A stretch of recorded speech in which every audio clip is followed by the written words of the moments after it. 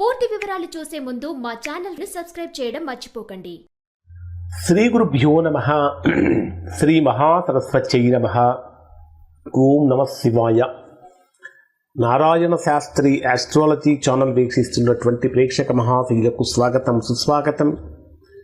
ఈరోజు మనము 2026వ సంవత్సరం మార్చి 11వ తేదీ నుంచి 20వ తేదీ వరకు మిథున రాశిలో జన్మించిన వారి యొక్క గ్రహస్థితులు, రాశి ఫలితాలు ఎలా ఉన్నాయో తెలుసుకుందాం. ఈ విశ్వావసునామ సంవత్సరంలో మనము చెప్పుకుంటున్నటువంటి చివరి 10 రోజుల రాశి ఫలితాలు. తర్వాత చెప్పబోయేటటువంటి రాశి ఫలితాలు కానీ ఏముంటాయంటే పరాభవనామ సంవత్సరానికి సంబంధించినటువంటి విశ్లేషణ ఉంటుంది. పరాభవ సంవత్సరానికి సంబంధించిన రాశి ఫలితాలు ఉంటాయి. పరాభవనామ సంవత్సరానికి సంబంధించినటువంటి అన్ని విషయాలు తెలుసుకుంటాం. ఇక్కడ ప్రస్తుతం ఈ వీడియోలో కనుక మనం పరిశీలించినట్లయితే ఇక్కడ మనకు ఏం జరుగుతున్నది అంటే మార్చి 11వ తేదీ నుంచి 20వ తేదీ వరకు ఉన్నటువంటి గ్రహస్థితిని కనుక మనము పరిశీలించినట్లయితే ప్రధానంగా మిథున రాశి వారికి రాశ్యాధిపతి అయినటువంటి బుధుడు రాశికి 9వ స్థానంలో భాగ్యస్థానంలో సంచరిస్తున్నాడు. రాశ్యాధిపతి యొక్క భాగ్యస్థాన సంచారం మిథున రాశి వారికి విశేషమైనటువంటి యోగాన్ని ఇస్తుంది. అయినప్పటికీ మిథున రాశి వారికి 9వ స్థానంలో మీకు 14వ తేదీ రాత్రి వరకు కూడా రవి, రాహు, కుజ, బుధ గ్రహాలతో 14వ తేదీ రాత్రి వరకు కూడా చాతుర్గ్రహ కూటమి ఏర్పడుతున్నది. ఎప్పుడైతే రాశ్యాధిపతి అయినటువంటి బుధుడు రాహుతో కలుస్తాడో విపరీతమైనటువంటి మాయకు లోనవుతూ ఉంటారు. బుధ కుజ గ్రహాల యొక్క కలయిక, కుజరాహు గ్రహాల యొక్క కలయిక కూడా మొండితనానికి సంకేతంగా మారే అవకాశాలు ఉంటాయి. అన్నిటికంటే ప్రధానంగా కనుక తీసుకుంటే తృతీయ స్థానాధిపతి అయినటువంటి రవి కూడా 14వ తేదీ వరకు ఇక్కడ మీకు 9వ స్థానంలో రాహుతో కలిసినప్పుడు ఏం జరుగుతుందంటే పెద్దవాళ్లను గౌరవించటం, పెద్దవాళ్ళకి పూజించుకోవటం వలన చక్కగా వాళ్ళ యొక్క ఆశీర్వాదాలు పొందగలుగుతారు. ప్రధానంగా కనుక తీసుకుంటే 15వ తేదీ నుంచి తృతీయ స్థానాధిపతి అయినటువంటి రవి ఎప్పుడైతే మీ రాశికి 10వ స్థానంలోకి వస్తాడో ఇప్పటిదాకా ఎవరైతే మిథున రాశిలో జన్మించినటువంటి వారు ఉద్యోగపరంగా, వ్యాపారపరంగా, ఆర్థికంగా ఒడిదుడుకులకు లోనవుతూ ఒంటరితనాన్ని పొందుతూ లేదా రకరకాల సమస్యలతో బాధపడుతున్నటువంటి వారికి ఒక రకమైనటువంటి ఊరట లభించే అవకాశం కూడా కనిపిస్తూ ఉంటుంది.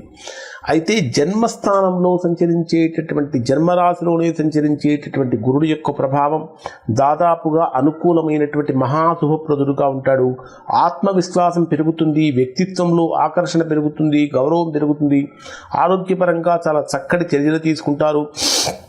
ఎవరైతే వివాహం అనుకుంటున్నారో అటువంటి వారికి వివాహ యోగం కూడా కలిసే అవకాశాలు ఉంటాయి. ప్రధానంగా తీసుకుంటే జ్ఞానకారకుడైనటువంటి గురుడు మీ జన్మరాశిలో సంచరిస్తున్నటువంటి కారణం చేత ఉన్నత విద్య కోసం ప్రయత్నించేటటువంటి వారికి ఉన్నత విద్య అవకాశాలు కూడా కనిపిస్తూ ఉంటాయి అని చెప్పాలి. ఇక మీ రాశికి పంచమాధిపతి అయినటువంటి శుక్రుడు కూడా మీ రాశికి 10వ స్థానంలో, కర్మస్థానంలో, వృత్తి, ఉద్యోగ, వ్యాపారాలకు సంబంధించినటువంటి స్థానంలో సంచరిస్తున్నాడు. అయితే మనకి ఇవి 14వ తేదీ వరకు బ్రహ్మాండంగా ఉన్నప్పటికీ 15వ తేదీ నుంచి ఎప్పుడైతే రవి కూడా శనితో కలిసి వస్తాడో, రవి శని గ్రహాలు ఇద్దరూ కూడా తండ్రి కొడుకులు అయినప్పటికీ శత్రుగ్రహాలుగా మనకు జ్యోతిష్ శాస్త్రం పరిగణించబడుతుంది. దానికి ఒక స్టోరీ కూడా ఉన్నది.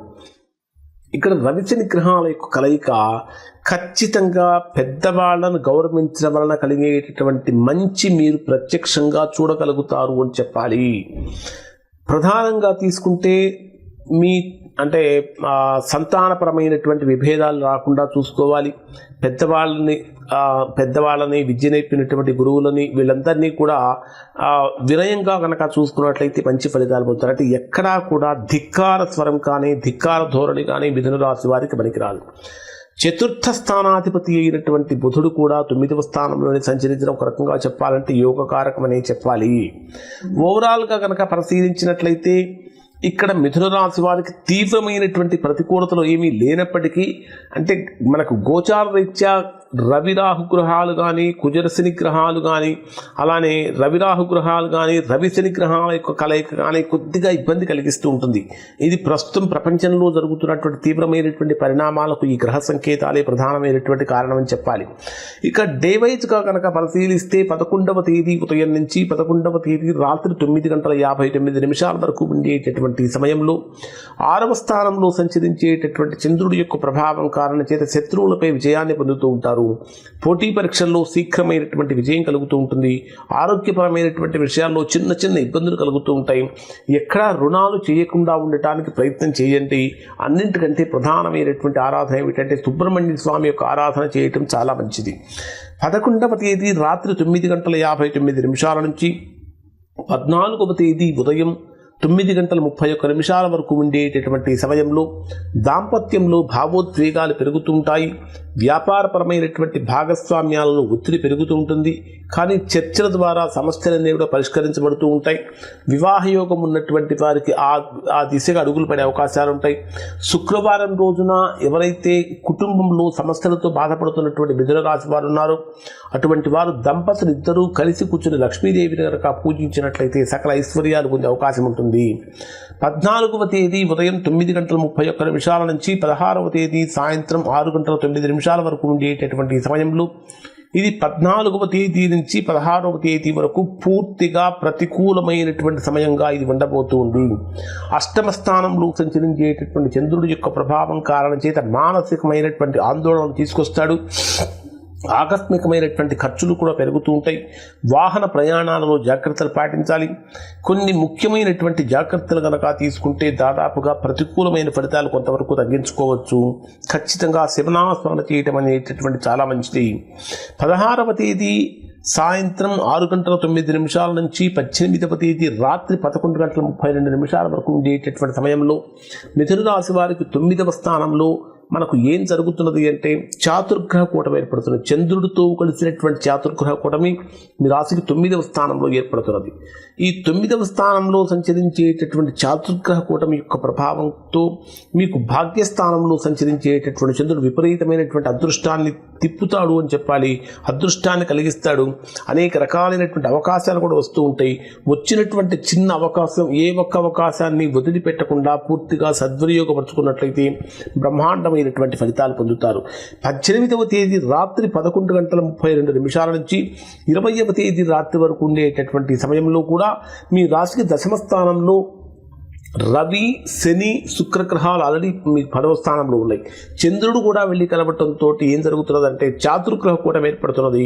ఈ కర్మస్థాన చంద్రుడి యొక్క ప్రభావంతో కెరీర్లో కీలకమైనటువంటి నిర్ణయాలు, ప్రమోషన్లు, కొత్త బాధ్యతలు, ఉద్యోగపరంగా గుర్తింపు, అనేక రకాలైనటువంటి అనుకూలతలు కలుగుతూ ఉంటాయి.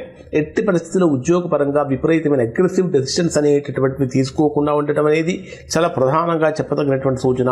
విద్యార్థులు కనుక పరిశీలించినట్లయితే 16వ తేదీ నుంచి 18వ తేదీ మధ్య అదృష్టకాలంగా ఉండబోతుంది. అలానే ఉద్యోగస్తులకు 18, 20వ తేదీ మధ్యలో ప్రమోషన్స్ వచ్చే అవకాశాలు ఉంటాయి. వ్యాపారులకైతే కొంచెం విదేశీ ఒప్పందాల్లో ఆటంకాలు కలుగుతూ ఉంటాయి.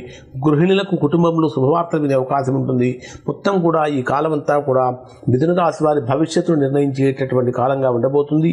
ఇవి మిథున రాశి వారికి సంబంధించిన ఫలితాలు. శుభం.